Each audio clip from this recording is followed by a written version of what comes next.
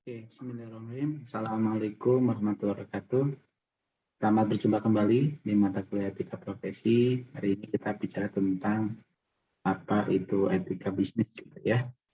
Oke, teman-teman mungkin sudah tahu ya, dalam kita berusaha atau berbisnis tentunya sama dalam kehidupan sehari-hari ya, ada etika yang perlu kita taati sehingga bisnis kita nanti ke depannya akan bisa berjalan dengan baik serta eh, dapat berkembang gitu ya. Karena apa? Tentunya bisnis ini erat kaitannya dengan bagaimana layanan kita kepada customer dan sebagainya gitu ya, kepada partner dan sebagainya. Dan tentunya ada hal-hal ataupun poin-poin yang kita harus sama-sama saling hormati gitu ya, yang ini menjadikan etika kita. Oke. Nah, dalam etika ini kita punya harapan dan tujuan pengajarannya adalah bagaimana kita bisa menjelaskan, menciptakan bisnis dengan etika yang baik, ya, tidak hanya memikirkan keuntungan semata. Jadi tentunya dalam bisnis itu tidak hanya keuntungan semata ya, banyak hal-hal terkait dengan bagaimana karyawan kita, ya, kelangsungannya dan sebagainya gitu ya, dan tidak hanya untuk memperkaya diri saja. Kemudian yang selanjutnya pengajarannya adalah bagaimana menjelaskan menjalankan usaha untuk jangka panjang dengan menyiapkan segala hal yang terkait dalam etika baik dari relasi internal maupun eksternal. Nah, tentunya juga sama. Harapannya bisnis kita akan terus berjalan gitu ya. Jalan dan bisa syukur-syukur bisa diwariskan nanti oleh generasi penerus kita selanjutnya seperti itu. Nah, kemudian menjelaskan rahasia sukses jangka panjang ya. Jadi kan bisa jadi bisnis itu sekarang kita maju ya, bisa juga hancur begitu saja ketika tadi kita uh, melakukan hal-hal yang di luar ini gitu ya, ketentuan ataupun melanggar norma ataupun etika gitu ya. Jadi bisa jadi di situ tidak langgeng seperti itu. Oke. Nah, ini sebagai gambaran kalau kita bicara menjadi wirausahawan atau menjadi bisnismen gitu ya, jadi pengusaha, tentunya ada banyak hal yang perlu kita ketahui dan biasanya itu tersentuhnya akan berdasarkan pengalaman gitu ya. Pengalaman itu sangat menentukan seseorang itu eh, kedepannya bisa jadi sukses ataupun berkembang gitu ya. Jadi di sini ada beberapa poin yang perlu kita sadari, misalkan menjadi usaha itu bukan menjadi jalan pintas untuk menjadi kaya, gitu ya. Jadi ya lagi-lagi bukan tujuan utamanya itu menjadi kaya, tetapi bisa jadi jalan memang ya, tetapi bukan jalan pintas. Kemudian menjadi wirausaha adalah sebuah perjuangan. Jadi tidak ujuk-ujuk langsung jadi pengusaha sukses dan hebat gitu ya. Tentunya butuh proses. Butuh proses yang kita dari step by step gitu ya. Yang nanti dari tangga gitu ya. Eh, kita akan rasakan maju tambah maju dan seterusnya itu semua bertahap di proses. Jadi tidak ada instan. Nah, apapun yang dilakukan atau perusahaan tidak dapat dibangun dalam tempo sekejap ya. Di sini sebagai catatannya, kalau Anda merasa telah berhasil dalam waktu singkat, periksalah kembali apakah fondasi usaha Anda sudah cukup kuat. Gitu ya. Nah, nanti periksa kembali apakah sukses yang Anda peroleh diraih dengan jujur dan halal. Apakah bisnis Anda real atau fiktif, spekulatif gitu ya. Jadi banyak juga orang bisnis dengan misalkan sekarang banyak saham gitu ya, kemudian mengembangkan sebuah aplikasi yang ternyata itu hanya untuk menipu dan sebagainya gitu ya, dan banyak banyak terkait gitu ya. Nah, ya tadi Anda tentunya bisa introspeksi. Jadi kalau misalnya tiba-tiba Anda kok kaya, usahanya langsung betul-betul gitu ya, nah macam-macam kan banyak kita di masyarakat. Gitu. Apakah itu orangnya itu muja ataupun yang lain kan gitu ya. Nah itu juga akan jadi pertimbangan pasti ini. Gitu. Jadi kita introspeksi. Terus atau ada pihak yang dirugikan. Ya jadi ya, jadi kalau Anda sukses ataupun itu, tapi bisa jadi ada yang dirugikan misalkan. Misalkan dengan bisnis Anda menjelekkan orang lain ataupun bagaimana sehingga kelari ke Anda dan sebagainya. Kan tentunya itu merugikan orang lain. Nah, terus kemudian apakah Anda sudah memenuhi syarat-syarat dan kewajiban Anda? Bisa jadi apakah tadi sukses tapi nggak bayar pajak gitu ya. ataupun yang lainnya, misalkan menaati seluruh peraturan, izin usahanya dan sebagainya gitu ya. Itu juga akan jadi perhatian. Kenapa? Jangan-jangan gitu ya, nah, itu ada hal dan sebagainya, itu bukan hak kita. Oke. Nah, pertanyaan yang perlu direnungkan oleh calon wirausaha. Jadi eh, kita harus punya gambarannya ketika misalkan itu pertanyaan yang perlu kita renungkan oleh calon wirausaha. Pertama, apakah benar ada cara yang instan yang halal untuk menjadi kaya? Gitu ya. Nah, ini kan kadang-kadang selalu orang bisnismen itu ataupun pengusaha kan saya tadi kadang-kadang bagaimana ya kadang-kadang nggak sabar untuk bisa maju dan sebagainya. Akhirnya dengan cara-cara yang instan, ya. Tapi apa benar ada jalan yang instan dan halal untuk jadi kaya kan gitu ya? Tapi nanti yang dipelajari itu seperti apa. Terus apakah yang dilakukan orang agar ia menjadi kaya? Nah ini kan jadi pertanyaan juga. Jadi ketika nanti itu tentunya ada belajar kepada orang yang sudah sukses gitu ya dalam menjalankan sebuah usaha. Gitu ya. Boleh kita meniru ataupun mengikuti jejak langkahnya untuk bagaimana bisa menjadi kaya. Kan tujuan akhir bisa usaha biasanya untuk jadi dapat uang dan untuk kekayaan biasanya. Apakah dengan kaya otomatis Anda menjadi wirausaha? Nah, gitu ya. Apakah otomatis ya kaya otomatis Anda menjadi wirausaha? Nah, ini jadi pertanyaan juga. Nah, apakah misalkan dengan kaya atau menjadi pengusaha? Ya, belum tentu. Banyak hal jalan-jalan yang kita harus tempuh gitu ya. Apakah misalkan kayanya itu dengan wirausaha atau kayaknya dengan sisi yang lain gitu ya, tentunya akan jadi pertanyaan buat kalian. Oke, para calon-calon pengusaha nih ya saya harapkan nanti kalian jadi calon-calon para pengusaha. Nah, apakah Anda sudah pantas, sudah saatnya hidup bergelimang harta? Nah, ini kan jadi gini, dalam kehidupan ini kan tidak melulu hanya cerita harta, tahta gitu ya, ataupun hal-hal yang lain. Nah, tentunya kayak tadi kepantasan gitu ya. Coba mungkin nanti Anda akan menjadi heran, misalnya tetangga Anda, kok tiba-tiba ini orang nggak kerja, nggak apa gitu ya. Kok tiba-tiba kaya raya gitu ya, beli mobil, usaha nggak ada gitu ya. Tapi akan menjadi pertanyaan besar di masyarakat, akan digunjingkan kan gitu ya. Wah, jangan-jangan ini dia muja gitu ya. Nah, dan juga kepantasannya tadi. Jadi kalau semuanya dengan proses, tentunya nggak akan menjadi ini kan orang gitu ya, seperti itu. Kemudian berusahalah dengan memegang teguh nilai-nilai etika sedari Anda muda dan jangan berkompromi sekecil apapun gitu ya.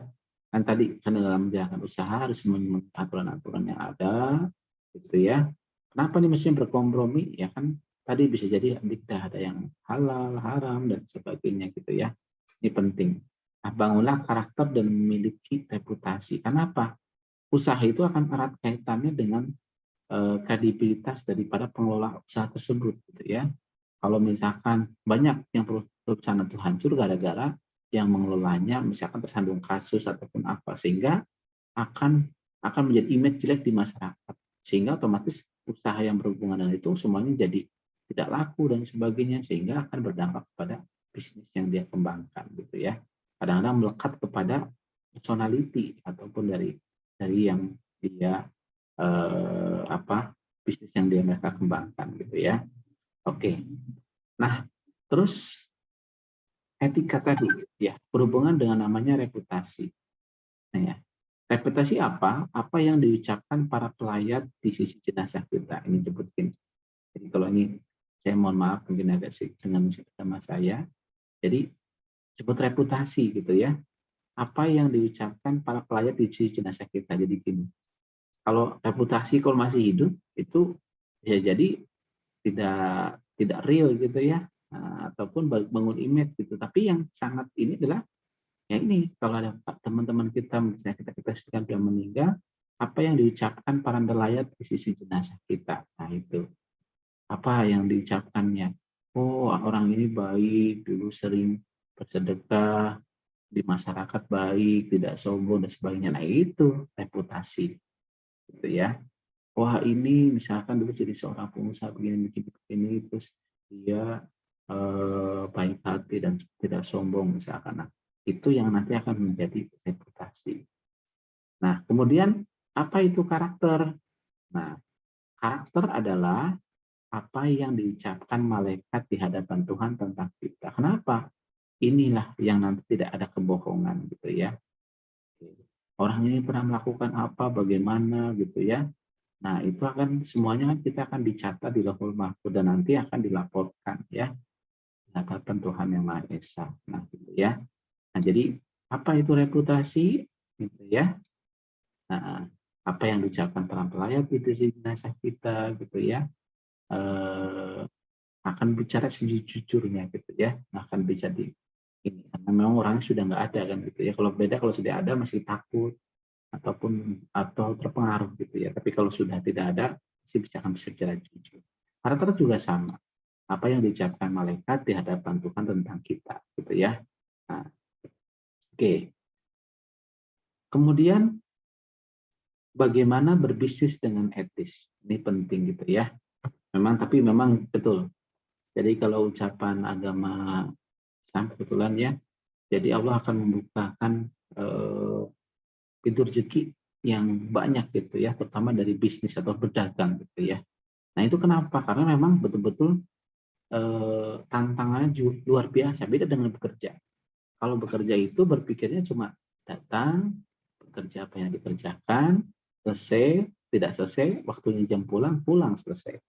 Tapi kalau nanti Anda berbisnis atau berdagang atau berjualan atau itu akan selalu di hati itu akan berini ya, bergelumat ini. Oh ini saya mau bisnis ini. Terus ngasih harga berapa, untungnya berapa, apakah wajar. Terus nanti ketika jajar mau berdagang mau jujur apa tidak. Misalkan barang cacat disampaikan baik ataupun yang lain sebagainya gitu ya. Nah itu akan selalu pro kontra. Memang tantangannya luar biasa gitu ya. Kadang-kadang ke teman apakah nanti bisa berbohong karena terus akan di dalam hati itu akan selalu pro kontra, kebaikan dan keburukan. Nah, itu kalau kenapa bisnis itu atau berdagang ataupun itu ini lebih banyak ya peluangnya. Nah, bagaimana bisnis yang etis di sini? Tentunya pertama berlaku jujur dalam menjalankan aktivitas bisnis. Nah, ini meliputi seluruh aspek dalam menjalankan usaha. Jadi, ya kita akan selalu berupaya jujur lah gitu ya. Berusaha jujur dengan aktivitas bisnis. Jadi, ngikutin semua peraturan gitu. Barang itu baik jeleknya disampaikan, apakah itu segala macam. Tapi memang ini tantangannya buat kita gitu ya. Kadang-kadang suka jujur itu berat gitu ya. Sekarang kadang-kadang kalau kejujuran itu sekarang jadi barang yang luar biasa. Ya, sudah zamannya luar biasa ya keterbukaan dan sebagainya. Kemudian menaati tata nilai. Nah, entah itu tata nilai tadi bisa jadi kalau nilainya dari segi agama kan punya aturan bagaimana berdagang yang baik gitu ya. Bagaimana cara kita mengambil keuntungan. Bagaimana ketika ada permasalahan dan sebagainya. Kan juga ada tata nilainya. Kalau misalkan ini saatnya mesti apa, fisik ini dan sebagainya kita ikutin peraturan atau tata nilai yang ada. Kemudian walk the talk gitu ya. Perjalanan akan berbicara. Nah, maksudnya gini, kenapa orang ngelihat hebat terus dagangnya lagi usahanya itu kan semua butuh proses. Perjalanan dia yang akan berbicara gitu ya. Semakin bagus ditingkatkan, kemudian ada perbaikan, peningkatan dan sebagainya gitu ya. Yang nanti akan mempengaruhi bisnisnya. Nah, bermakna konsisten antara apa yang dilakukan dengan apa yang diucapkan ya.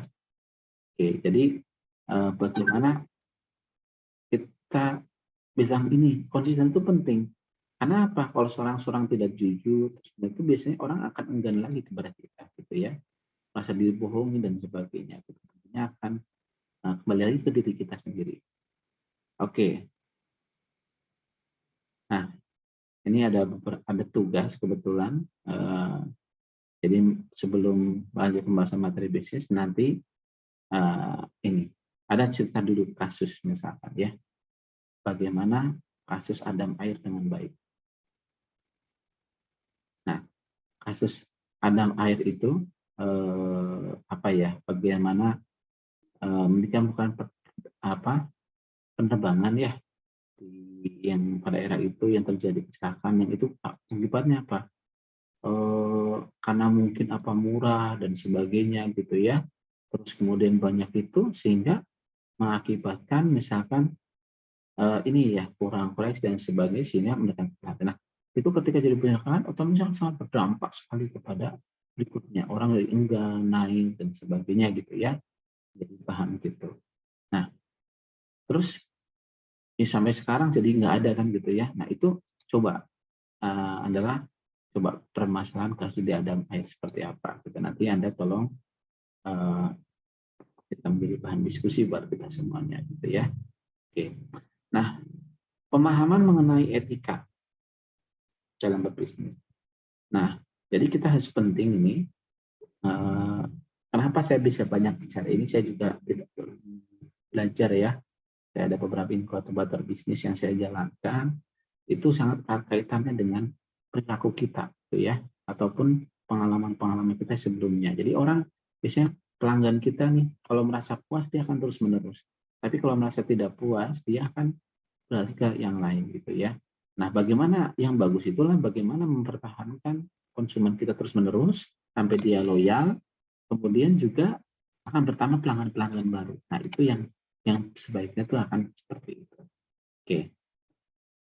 Nah, pemahaman mengenai etika dalam berbisnis. Nah, usaha yang langgeng adalah usaha yang dijunjung oleh nilai-nilai etika. Nah, apa yang apalagi di Indonesia nih, ada ketimuran gitu ya, ada toto kromo dan sebagainya gitu ya. Jadi ada norma-norma yang baik tertulis ataupun tidak tertulis yang berlaku di masyarakat yang menjadi parameter untuk penilaian gitu ya. Itu yang kita sendiri. Kemudian perusahaan yang tumbuh menjadi besar dimulai pertama adalah rata-rata adalah orang-orang biasa yang dari awal memegang teguh nilai-nilai moral dan etika. Jadi kalau Anda lihat banyak yang orang sukses itu dulunya dari susah dulu. Terus dia dipercaya orang, dikasih modal gitu ya sampai dia memegang terus norma nilai-nilai moral dan etika terus dia sehingga terus berkembang dipercaya orang sehingga dia mengembangkan bisnisnya gitu ya, bisa punya cabang punya apa ya tentunya tadi dari bagaimana dia memegang moral dan etika ya. Nanti yang saya harapkan kalian juga sama gitu ya. Nah, ini penting gitu, jangan sampai orang ketika berbisnis dengan kita ataupun apa kapok cukup sekali gitu ya dengan bisnis dengan Anda, berikutnya udah nggak mau lagi. Nah, itu berhubungan dengan kita moral dan etika. Kemudian menjaga kepercayaan dan tidak sembarangan dalam berkata-kata, apalagi dalam bertindakan gitu ya. Jadi misalkan aku nanti menjadi seorang IT misalkan ya, dituntut apa? Komitmen, kepercayaan ya. Misalkan ada IT, itu memegang data-data penting di perusahaan. Ada yang bikin softwarenya misalkan. Nah, itu kata-kata Anda akan jadi sangat catatan buat mereka. Sekali Anda tidak memenuhi janji, misalkan datanya bocor dan sebagainya, akibat oleh Anda atau dijual oleh Anda, itu akan berdampak yang luar biasa gitu ya. Jadi terus tidak boleh sembarangan atau ceroboh juga sama gitu ya, dan berkata-kata akan menjadi cerminan kita. Oke. Kemudian bekerja dengan tata nilai dan merekrut orang yang melihat nilai dan nilainya. Mereka menanamkan nilai yang sehat dari awal. Jadi nanti juga sama, kita punya usaha nih, kita rekrut. Nah kan sekarang poin pertama rata-rata perusahaan itulah mencari orang yang pertama bukan skillnya dulu, tapi biasanya rata-rata punya jiwa kejujuran yang tinggi, ya, bisa mengikuti peraturan dan kemudian baru skill biasanya. Walaupun mungkin secara utamanya yang di tapi umumnya adalah sekarang soft skillnya dulu, gitu ya, baru hard skillnya yang tadi keahliannya. Jangan sampai orangnya ahli tapi curang atau culas gitu ya, bisa berkaya di sini dan sebagainya atau memanfaatkan perusahaan. Nah, orang nggak mau seperti itu. Nah, maka nanti saya harapkan teman-teman semua juga ketika bekerja jaga tata nilai gitu ya. Nah, bagaimana dia bisa merekrut Anda untuk menjadi pekerja yang baik, maka dia akan melihat banyak hal gitu ya dari secara soft skill dan hard skill-nya gitu ya. Oke. Nah, apa itu etika? Gitu ya, pakai etika. Nah, bagi suatu pedoman untuk mendapatkan hidup yang bernilai atau bermartabat. Gitu ya. Kenapa? Kita hidup bermasyarakat. Kita punya tata nilai yang sebagai acuan norma yang mengatur di masyarakat baik itu maupun tidak tertulis gitu ya. Nah, kemarin kita bicara tentang etika, norma gitu ya. Nah, kenapa? Ya inilah yang sampai saat ini dengan tata nilai itu sehingga kehidupan di masyarakat itu akan baik gitu ya, saling menghormati, saliro dan sebagainya kan gitu ya. Nah, itu yang akan menjadi tatanan sehingga kehidupan ini bukan seperti hukum rimba gitu ya. Ada yang mengatur satu sama lain saling menghormati kan enak kehidupan ini gitu ya. Beda kalau zaman dulu ya, sedikit semua diselesaikan dengan bertarung atau berantem, penjajahan dan sebagainya. Kalau sekarang tidak, semuanya adalah berdasarkan suka sama suka, bisnis, saling tukar barang ataupun kerjasama dan seterusnya. Nah itu bagaimana bernilai atau bermartabat di masyarakat. Nah, etika memberikan petunjuk tindakan-tindakan apa yang benar dan apa yang salah gitu ya. Tentunya sudut pandangnya adalah kacamata masyarakat secara umum gitu ya. Kalau benar cek sorangan mah lain gitu ya. Karena bisa jadi sudut pandangnya berbeda-beda. Nah, ini contoh menurut The World Book Encyclopedia tahun 2008, etika mengajukan pertanyaan, pertanyaan tentang benar dan salah dengan menggunakan metode reasoning atau alasan gitu ya. Bukan benar salah menurut kepercayaan ataupun tradisi gitu ya. Berdasarkan reasoning gitu ya, sebuah alasan. Sebab akibatnya apa gitu ya. Akan mengenai seperti itu. Oke. Jadi bukan benar salah menurut kepercayaan ataupun tradisi. Kan sekarang seperti itu Mas, itu berkembang sesuai dengan perkembangan teknologi ataupun budaya pada masyarakat tersebut gitu ya. Oke. Oleh karena itu selalu ada reason atau alasan mengapa kita harus memegang teguh etika. Perhatikanlah pernyataan-pernyataan berikut ini dan lihatlah apa yang Anda akan dapatkan kalau Anda konsisten menjalankan apa yang Anda katakan. Jadi tahun 82 nih Maxwell. Jadi apa yang kita tanam, apa yang kita lakukan ya itu yang nanti kita akan tuai gitu ya. Atau kita panen gitu. Jadi kegiatan konsisten atau bentuk-bentuk etika itu akan menjadi berangkat kita sendiri. Contoh misalkan, apa yang saya katakan, saya bilang pada karyawan datanglah ke kantor tepat waktu. Yang dilakukan adalah saya tiba tepat waktu. Apa yang mereka kerjakan, mereka datang tepat waktu. Jadi gini, ketika menjadi seorang pemimpin atau penerus, tadi omongnya akan menjadi acuan buat mereka. Apalagi Anda menjadi pemimpin atau direktur ataupun manajer di perusahaan gitu ya, itu akan menjadi cerminan. Jangan sampai gini, saya katakan pada karyawan, bersikaplah positif, saya harus menunjukkan positif. Tapi kalau saya sering negatif, nah, kita nggak akan pernah dengar. Mereka akan berlaku positif juga. Gitu ya. Misalkan saya bilang kepada karyawan datang ke kantor tepat waktu, sedangkan saya telat wae, gitu ya. Mereka pun nggak akan nggak didengar, gitu ya. Mereka nggak akan datang tepat waktu, gitu ya. Nah, saya katakan kepada karyawan utamakan pelanggan. Nah, tentunya sama. Saya juga harus mendahulukan konsumen. Terus kemudian mereka juga akan otomatis mengutamakan konsumen. Jadi kalau hal-hal ini tidak konsisten, maka karyawan kita pun nggak mendengarkan basic gitu ya. Seperti itu. Sama seperti kita mendidik anak gitu ya. Nah, sholat yang rajin ya, nah, gitu ya. Oke, bapaknya ente sholat gitu ya. Terus bapaknya ke sholatnya telat wae, ya anak-anak pun melihatnya, ih bapak mau ngomong nah hungkul gitu ya, seorangan gen salah gitu atau tidak tepat waktu atau tidak gitu ya. Tentunya akan sangat berpengaruh kepada yang mengikuti ya. Maka konsistensi ataupun bagaimana kita pernyataan-pernyataan kita itu akan menjadi dampak kepada apa yang kita pimpin ataupun kita arahkan gitu ya seperti itu. Nah, sekarang apa jadinya kalau hal yang saya lakukan berbeda dengan yang saya ucapkan seperti itu. Jadi kan gini, saya bilang ke karyawan datanglah ke kantor tepat waktu, saya selalu terlambat, otomatis beberapa karyawan akan tepat waktu dan yang lainnya tidak akan gitu ya, yang tadi disampaikan ya. Saya katakan pada karyawan bersikap positif, saya menjalankan perilaku negatif. Hanya beberapa orang yang positif, selebihnya berperilaku negatif. Saya katakan kepada karyawan utamakan pelanggan, maka saya mengutamakan diri saya lebih dahulu. Makanya beberapa orang yang mendapatkan pelanggan yang hanya tidak saja gitu ya, akan menjadi tadi tendensi ataupun jadi kalau di kepemimpinan itu ada faktor keteladanan atau contoh itu ya juga sangat penting ya. Jadi karyawan akan melihat kita ya sebagai pemimpin. Pemimpinnya kan akan menjadi contoh gitu ya ataupun teladan. Kalau tahu baik, dia akan ikutin baik, gitu ya. Nah, seperti itu ya. Oke. Nah, kemudian pada Peter Konsenbaum, gitu ya, memberikan formula untuk memahami etika sebagai melayani sesama dengan cara, jadi Peter Konsenbaum itu telah memberikan formula bagaimana kita memahami sebuah etika, gitu ya. Nah, sebagai cara dia punya ide bagaimana melayani sesama dengan cara pertama, janganlah melakukan sesuatu pada orang lain atas apa yang kita sendiri tidak senang menerimanya. Ini kan sebagai filosofi gitu ya. Jadi kalau kita ingin melakukan hal lain, coba kita baca dengan apa yang kita sendiri dulu. Kira-kira kalau saya dilakukan seperti itu mau apa tidak, gitu ya. Nah, kalau seperti itu kita senang apa tidak, gitu ya. Maka kita akan coba. Jadi berkacamata pada diri kita sendiri. Kemudian melayani sesama juga berarti Anda mau melihat dari kacamata orang lain, gitu ya. Jadi kalau kita harus punya sudut pandang dari sebagai sudut ya, dari kacamata orang lain itu seperti apa, gitu ya, dari kita. Jadi sehingga kita bisa melihat dari aspek secara keseluruhan.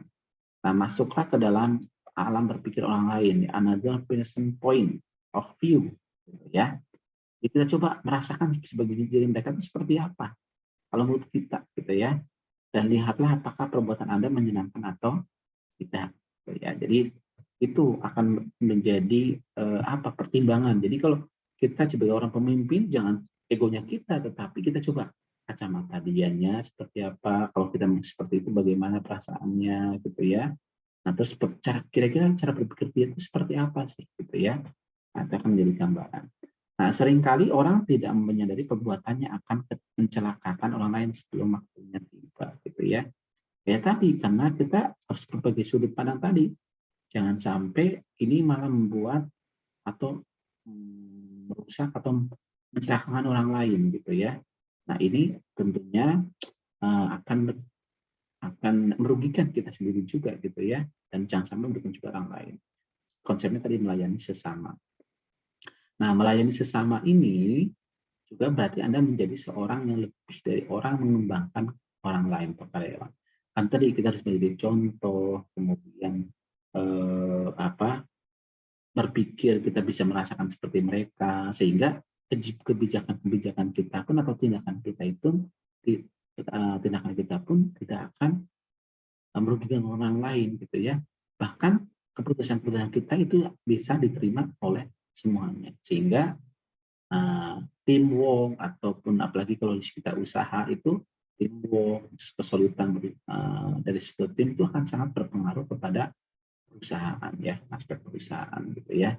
Jadi kadang-kadang ada yang kalau ada yang karyawan terus kemudian dia adalah tidak tepat, tidak jujur dan sebagainya, lebih bagus kita bisa amputasi atau kita keluarkan gitu ya. Tapi tentunya dengan tahapan-tahapannya kita arahkan, kita didik, kita kasih peringatan dan sebagainya. Ketika itu ya daripada jadi penyakit menular kepada yang lain, nah itu lebih bagus kita amputasi penyakitnya sehingga yang lainnya akan tetap sehat gitu ya. Nah itu penting dari berbagai aspek gitu ya.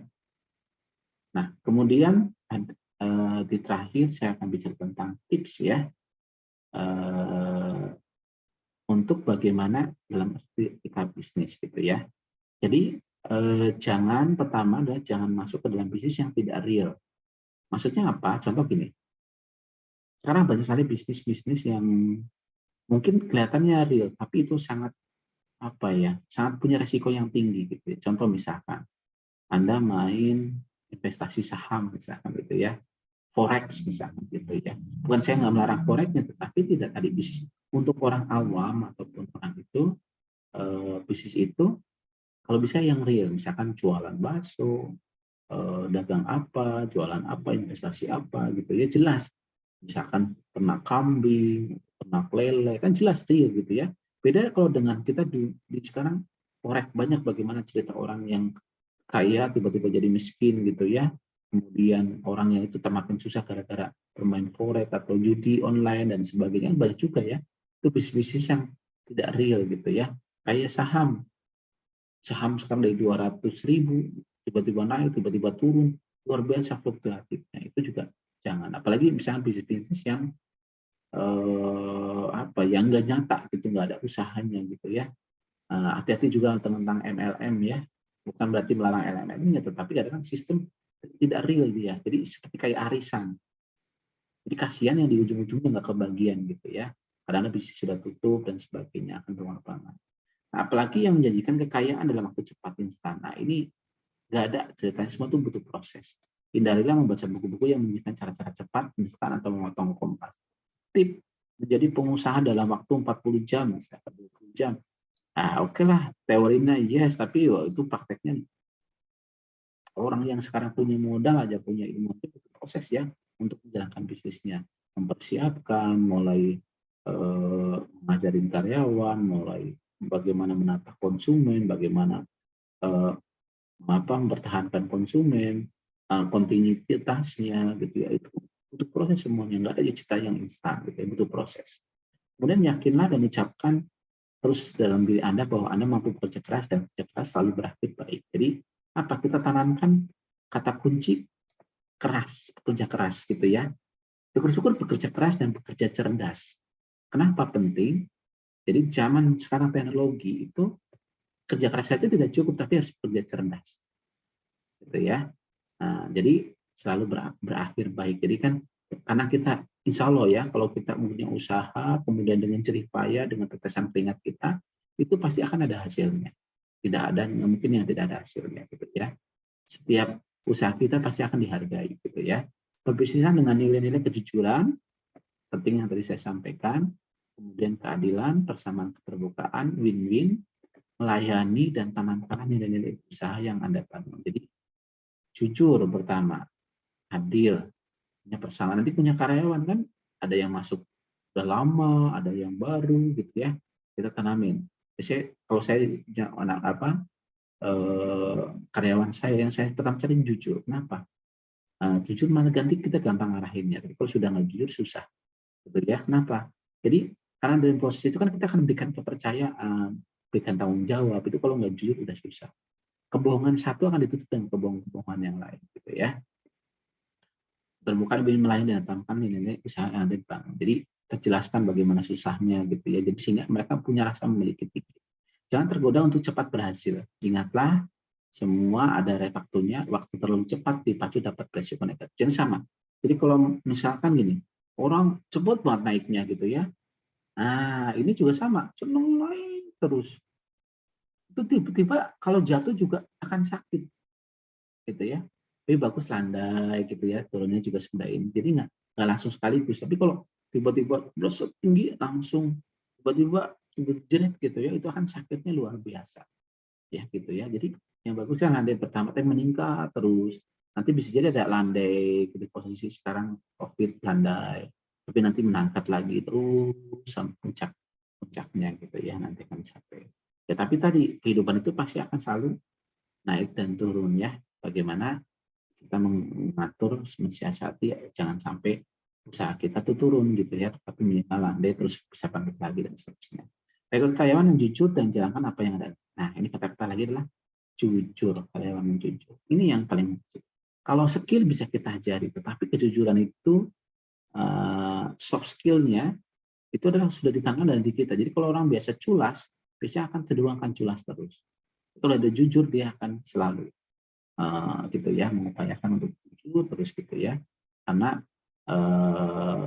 penting ini ya kita buat sekarang. Kenapa? Kita akan percaya dan sebagainya.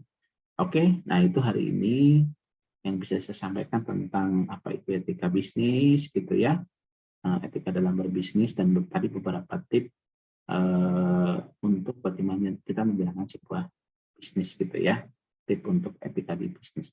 Nah, tolong nanti kalau ada pertanyaan silahkan di forum atau bisa WA ke saya ya, sehingga nanti baik, sampai ketemu nanti di pertemuan berikutnya di materi-materi yang berbeda. Terima kasih, atur nuhun.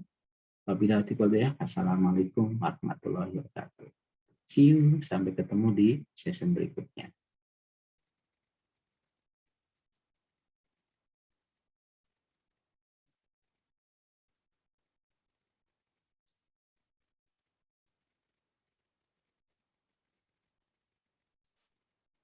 Terima kasih.